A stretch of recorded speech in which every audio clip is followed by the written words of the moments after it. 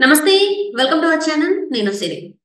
గత ప్రభుత్వంలో అయితే అంటే సభా సమావేశంలో కొన్ని మీడియాలనైతే ఆ ప్రభుత్వం వేటు వేసింది. ఆ ప్రభుత్వం ఏదైతే చట్టసభలు ఏదైతే ఉందో అది రావద్దు. ఆ సభలకి రికార్డ్ చేయొద్దనైతే కొన్ని టీవీ ఛానెల్స్ మీద అయితే నిషేధం విధించింది. అయితే ఇప్పుడు మాత్రం స్పీకర్ తొలి సంతకం ఏవైతే కొన్ని ఛానెల్స్ ఉన్నాయో వాటి మీద నిషేధం తొలగిస్తైతే సంతకం చేశారు. సో దీనికి సంబంధించి మనతో మాట్లాడడానికి మనతో పాటు ఉన్నారు సీనియర్ జర్నలిస్ట్ ఉప్పల లక్ష్మణ్ గారు. నమస్కారం సార్. నమస్తే అమ్మ. ఇప్పుడు చూస్తున్నట్టయితే నిన్న నిన్న స్పీకర్ గారు తొలి సంతకం ఏదైతే ఉందో అంటే మీడియాల మీద ఏదైతే వేటు వేశారో అలా కాకుండా ఆ వేటునైతే తొలగిస్తూ అయితే తను సంతకం చేయడం జరిగింది. దీన్ని మనం ఎలా చూడాలి సార్? ప్రజాస్వామ్య వ్యవస్థలో మీడియాను నియంత్రించటం కరెక్ట్ కాదు. సరే, ఎవరి స్టాండ్ వాళ్ళకుంటది. ఎవరేం ప్రసారం చేయాలని చేస్తుంటారు.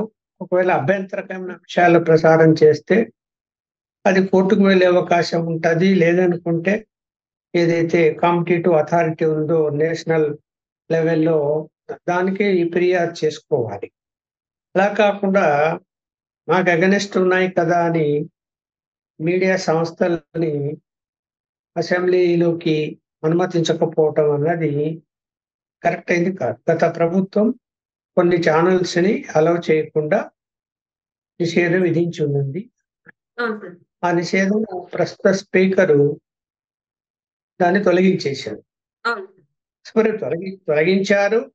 ఓకే. అన్ని ఛానల్స్ కూడా వెళ్ళాయి. కవరేజ్ ఇచ్చారు. సరే, సిస్టమ్ ఎలా ఉంటుందంటే అక్కడ మీడియా పాయింట్ అనుమతి కొంతమందికి ఉంటది. గ్యాలరీలకి కొంతమంది అనుమతి ఉంటది. లాబీలకి కొంతమందికి అనుమతి ఉంటది. అట్లా ఏంటంటే మీడియాకి డిఫరెంట్ గా అలౌ చేస్తారు. అందరినీ ఒక ప్లేస్ లోకి అలౌ చేయరు. అంటే అలా పాస్లు ఇష్యూ చేస్తారు. హ్మ్. మీడియా పాయింట్ అంటే అసెంబ్లీ యొక్క బయట ఉంటది. ఏదైనా అవును. ప్రెస్ కు చెప్పాలనుకుంటే ఆ మీడియా పాయింట్ లో నిలబడి చెప్పుకుంటారు. ఎవరైనా చెప్పొచ్చు, ఏ పార్టీ వాళ్ళైనా కూడా. అలాగే లాబీలోకి అంటే లాబీ ఏదైతే ఉంటుందో బయట అంటే రూములన్నీ ఉంటాయి కదా, ప్రతిపక్ష నాయకులకి, ముఖ్యమంత్రికి, డిప్యూటీ సీఎం అందరికి అక్కడ పర్యవేక్షణ చేస్తూ ఎవరితో అయినా మాట్లాడడానికి అనేది అవకాశం ఉంటుంది. మూడోది ఏంటంటే గ్యాలరీలో అంటే లోపల అసెంబ్లీ లోపల విజిటర్స్ కు ఎలా గ్యాలరీ ఉంటాయో మీడియాకు కూడా గ్యాలరీస్ అలాగే ఉంటాయి. ఆ గ్యాలరీలో అయితే కొంతమందిని అనుమతిస్తారు. అంటే జరుగుతుంది ప్రొసీడింగ్ చూడడానికి, దాని వార్తలుగా రాయటానికి. ఇంకా టెలిప్రసారాలు అంటే ఏంటంటే అసెంబ్లీ నుంచి అసెంబ్లీ కవరేజీకి అన్ని కెమెరాలు అంటే అన్ని ఛానల్స్ యొక్క కెమెరాలు అలౌ చేయరు. ఎందుకంటే కష్టం కాబట్టి అసెంబ్లీనే ప్రసారాన్ని చేస్తుంది. అంటే ఎవరికైనా ఒక ప్రైవేట్ వాళ్ళకి కాంటాక్ట్ ఇచ్చి ఆ ప్రొసీడింగ్ అంతా కూడా అన్ని ఛానల్స్ కు లింకులు పంపించి ప్రసారం చేస్తూ ఉంటారు. ఒక్కోసారి వాళ్ళ కంట్రోల్‌లో అసెంబ్లీ కంట్రోల్‌లో ఉంటుంది కాబట్టి కొన్ని సందర్భాల్లో ప్రసారాలని సెన్సార్ చేస్తారు. అంటే ఆపేస్తారు.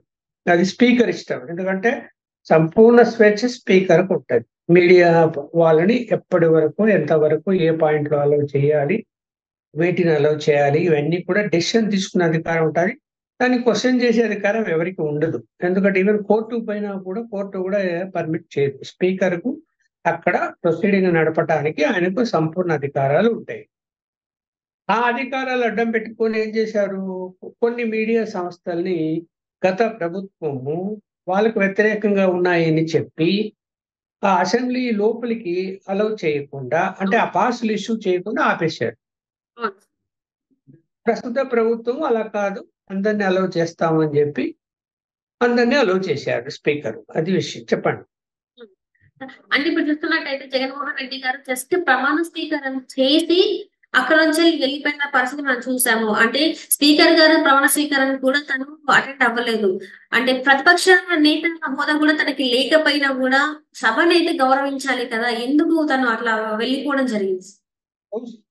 సభా నియమ నిబంధనలు వేరు, సభ సంప్రదాయాలు వేరు. జనరల్‌గా ఏంటంటే నియమ నిబంధనలు అన్నీ ఉండవు. సంప్రదాయాలు మాత్రం పాటిస్తూ ఉంటారు. ఎందుకంటే సభను గౌరవించాలి కాబట్టి. హ్మ్. ఈయన ఆ సభా సంప్రదాయాలను పాటించడం లేదు. కానీ సభా నియమ నిబంధనలు మనం పరిశీలించినప్పుడు సభ్యుడు ఏ సమయంలోనైనా రావచ్చు, వెళ్ళిపోవచ్చు. దానికేమి నియమ నిబంధనలు ఏమి ఉండవు. హ్మ్. ఉండాలని లేదు, పోవాలని లేదు. ఆయన ఇష్టం, రావచ్చు, సంతకం పెట్టచ్చు, ఉండొచ్చు, 5 నిమిషాలు ఉండొచ్చు, 10 నిమిషాలు ఉండొచ్చు, గంట ఉండొచ్చు, వెళ్ళిపోవచ్చు. ఆ ప్రొవిజన్ ఉంటది. ఆ స్వేచ్ఛ ఉంటది వాళ్ళకి. కాకపోతే ఏంటి సంప్రదాయాలు, ఇప్పుడు ముందు రోజు వచ్చారు, ప్రమాణ స్వీకారం చేశారు. ప్రమాణ స్వీకారం చేయకపోతే సమస్య ఏంటంటే ఆయన శాసనసభ్యుడి కింద పరిగణలోకి తీసుకున్నప్పుడు ఆయనకు ఏవైతే ప్రోటోకాల్ ప్రకారం వస్తాయో, అలాగే జీతాలు, ఇతర అలవెన్స్లు అవన్నీ కూడా ఇవ్వరు, ఆపేస్తారు. అందువల్ల ప్రమాణ స్వీకారం గెలిచినా కూడా ప్రమాణ స్వీకారం అనేది కంపల్సరీ, ఖచ్చితంగా చేయాలి. చేసిన తర్వాతనే ఆ రోజు నుంచి, ఆ నిమిషం నుంచే శాసనసభ్యుడు అవుతాడు. అది ఎన్నికైన శాసనసభ్యుడు, ఇది ఫుల్ ప్లెడ్జ్డ్ అంటే పూర్తిగా శాసనసభ్యుడిగా ఆ రోజు నుంచి తన విధి నిర్వహణలో తను పాల్గొనే అవకాశం ఉంటది.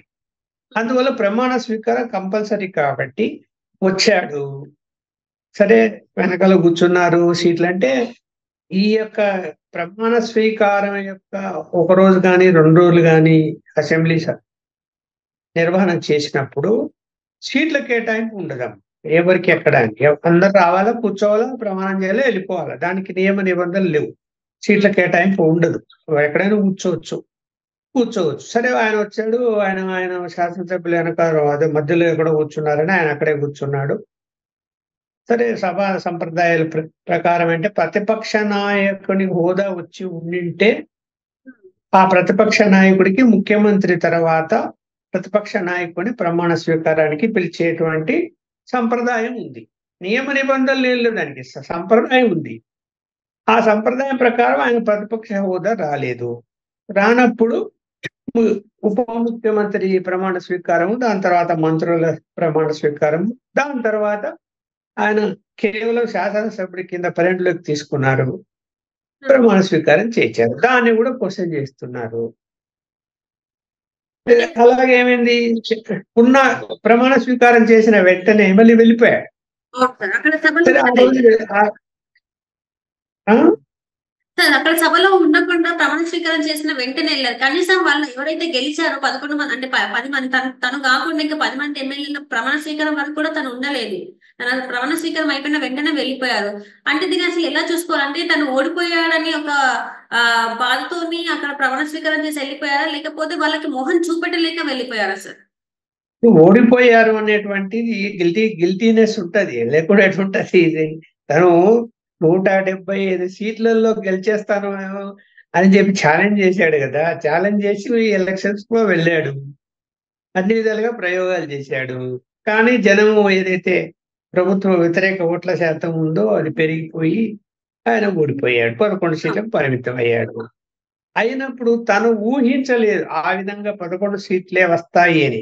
ఆయనకు సంబంధించిన సర్వేలు, ఆయనకు సంబంధించినటువంటి ఫీడ్బ్యాక్ అంతా కూడా వచ్చేస్తాయి సీట్లు, 140 పైనే వచ్చేస్తాయి అనేటువంటిది ఉండింది. అట్లాంటిది 11 సీట్లు అనేసరికి బెత్తరిపోయాడు. అసలు అలా ఊహించనిది అది. అందుకని అంటున్నాడు కదా, నా ఊహకు అందలేదు, ఏదో జరిగిపోయింది, ఏదో మోసం ఎవరో చేశారు అన్నాడు అని ఈవీఎంల మీద పడ్డాడు. కాబట్టి ఇప్పుడు ఆయనకు గిల్టీనెస్ ఉంటది కదా. అసెంబ్లీలో తను ఏ మొహం పెట్టుకొని అక్కడ మాట్లాడడానికో ఉండడానికో, బయటనే ఆయన వచ్చేటప్పుడే సరే కొంతవరకు గౌరవించారు. ఎందుకు అంటే ఆయనకు సెక్యూరిటీ ఉంది కాబట్టి, భద్రత ఇంపార్టెంట్. మాజీ ముఖ్యమంత్రిగా ఆయన లోపల వరకు ఆయన కాన్వాయ్ అలౌ చేశారు. మామూలుగా అయితే బయట రోడ్డు మీద దిగి లోపలికి రావాలి. ఆ కాన్వాయ్ని అసెంబ్లీ యొక్క ప్రధాన గేట్ అంటే ప్రధాన ద్వారం ఏదైతే ఉందో అక్కడ వరకు అలౌ చేశారు. అలాగే మంత్రుల తర్వాత ఆయనకు అలౌ చేశారు. ఇది ప్రమాణ స్వీకారం. కొంతవరకు గౌరవం దక్కింది, దక్కకుండా ఏం పోలేదు. అయితే ఆయన గిల్టీ ఫీల్ అయిపోయి ఆ సభలో ఉండలేక వెళ్ళిపోయాడు. సరే, ఇప్పుడు మళ్ళీ మరుసటి రోజు, 2వ రోజు, అసలు చాలా ముఖ్యమైనది 2వ రోజు. ఆ రోజు స్పీకర్ ఎన్నిక. అంటే శాసనసభను నిర్వహించడానికి స్పీకర్ చాలా ఇంపార్టెంట్ పోస్ట్ అది. స్పీకర్ అందరూ గౌరవిస్తారు. అన్ని రాజకీయ పార్టీలకు, అంటే ఏ పార్టీ తరపున గెలిచినా స్పీకర్ అయిన తర్వాత రాజకీయ పార్టీలకు అతీతంగా స్పీకరు తన విధి నిర్వహణలో ఉంటాడు. అందువల్ల అన్ని పార్టీలు ఆయన్ను గౌరవిస్తాయి. అది ఎవరన్నా గాని, పేరు ఎవరన్నా గాని. ఇప్పుడు ఆయన స్పీకర్ ఎన్నిక జరుగుతూ ఉంటే ఆయన కడప పర్యటన పెట్టుకున్నాడు. ఆయనకు తెలీదా స్పీకర్ ఎన్నిక నెక్స్ట్ డే ఉందని? తను స్పీకర్ ఎన్నికలో కూడా తను పాల్గొనాలి. మరి ఏకగ్రీవంగా జరిగి ఉండొచ్చు. సంప్రదాయ ప్రకారం ఏంటంటే స్పీకర్‌ని అధికార పార్టీ, ప్రతిపక్ష పార్టీలు, మిత్రపక్ష పార్టీలు ఆయనకు ఆహ్వానం పలికి ఆయన్ని తీసుకెళ్లి సీట్‌లో కూర్చోబెడతారు. ఇది నేను 43 సంవత్సరాలుగా నేను జర్నలిస్ట్‌గా చూస్తున్నాను. ప్రొసీడింగ్స్ అన్నీ కూడా. అలాంటిది ప్రతిపక్ష హోదా రాకపోయినా ప్రతిపక్ష పార్టీనే గదా! ప్రతిపక్ష పార్టీ నాయకుడివే గదా! ఆయన కూడా హాజరయ్యి అందులో ఆ కార్యక్రమంలో పాల్గొని ఉంటే హుందాతనంగా ఉండేది. రైట్. ఆయన అలా ఆయన రాకపోగా పోనీ ఆయన తరపున మిగతా 10 మంది ఉన్న శాసనసభ్యులు ఎవరైనా సీనియర్‌లు ఉంటే వాళ్ళనన్నా పంపించి, వాళ్ళన్నా పాల్గొని ఉండింటే ఇంకా కొంచెం గౌరవం ఉండేది. వాళ్ళు కూడా అసలు రెండో రోజు ఎవ్వరు కూడా సభకు హాజరు కాలేదు. అంటే ఉండొచ్చు. స్పీకర్ మీద వ్యతిరేకత ఉండొచ్చు. రాజకీయ పార్టీలు అన్న తర్వాత రాజకీయ నాయకుల మీద ఒకరికి వ్యతిరేకత ఉంటది. స్పీకర్ ఏదో ఇంకా బతికే ఉన్నాడా అని కామెంట్ చేశాడని జగన్మోహన్ రెడ్డి గారిని, అంటే నా చావు కోరుకుంటున్నటువంటి స్పీకర్‌ను అంటే అయ్యన్న పాత్రుడు గారిని తీసుకొచ్చి స్పీకర్ చేస్తారా అని కామెంట్ కూడా చేశారు జగన్మోహన్ రెడ్డి. అవును సార్. ఉండొచ్చు. అభిప్రాయ భేదాలు ఉండొచ్చు. ఎవరు మంచోళ్ళు, ఎవరు చెడ్డోళ్ళు అంటే ఇవాళ రాజకీయ నాయకులు పలానా వాళ్ళు మంచోళ్ళు, పలానా చెడ్డోళ్ళు, పలానా వాళ్ళ మీద క్రిమినల్ కేసులు లేవు, పలానా వాళ్ళ మీద క్లీన్ చిట్ ఉన్నారని చెప్పడానికి దీపం పెట్టి వెతికినా కనపడరు. ఇప్పుడున్నటువంటి రాజకీయ వాతావరణంలో. అందువలన అది పెద్ద ఇష్యూ కాదు. ఆయన స్పీకర్ అయ్యాడు. అయిన తర్వాత తప్పకుండా ఆ యొక్క పదవికి గౌరవం ఇవ్వాలి. అక్కడ అయ్యన్న పాత్రుడికి కాదు గౌరవం. ఆ స్పీకర్ అనే పదవికి గౌరవం ఇవ్వాలి. ఆ గౌరవం ఇవ్వలేదు వైఎస్ఆర్‌సీపీ వాళ్ళు. ఇప్పుడు ఇంతకుముందు కూడా మీరు మీ ప్రభుత్వం ఉన్నప్పుడు, వైఎస్ఆర్‌సీపీ ప్రభుత్వం ఉన్నప్పుడు మీరు స్పీకర్‌ను పెట్టుకున్నప్పుడు చంద్రబాబు నాయుడు గారు వచ్చి స్పీకర్ ఎన్నికలో పాల్గొని గౌరవించి ఆయన్ను పోయి కుర్చీలో పెట్టడానికి తను కూడా వెళ్ళి అక్కడ అభినందనలు తెలిపొచ్చాడా లేదా? వ్యతిరేకించలేదు కదా! లేదంటే నిరసన ఏం తెలపలేదు కదా! ఆ గౌరవం అనేది చూపించుకోవాలి కదా!